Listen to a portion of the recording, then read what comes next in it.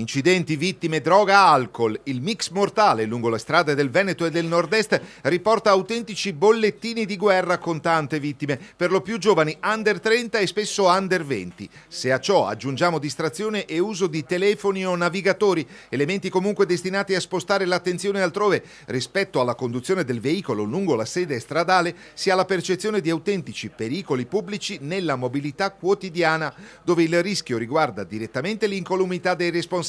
ma anche di chi viene coinvolto senza averne un ruolo diretto. Educazione, informazione, comunicazione sono le parole d'ordine del nuovo dirigente del compartimento stradale del Veneto, Ottavio Aragona, presentato dal questore di Padova Paolo Fassari, giunto a gestire la sicurezza nella mobilità di una regione ricca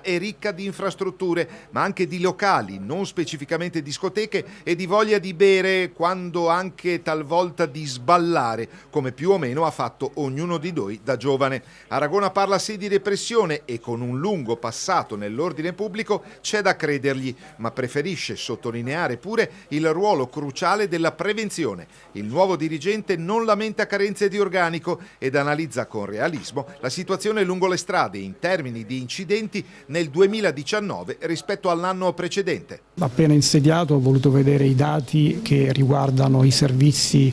su strada effettuati sia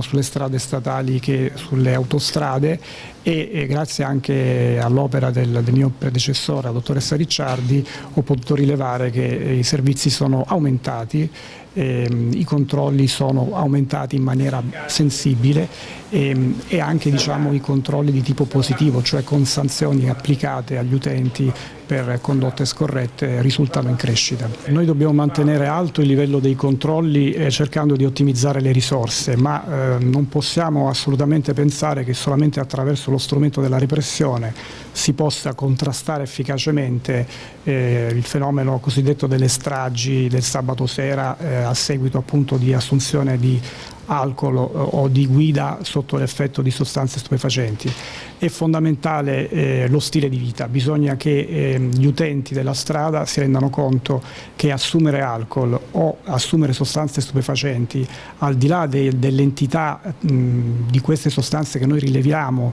negli organismi delle persone, è incompatibile con la guida.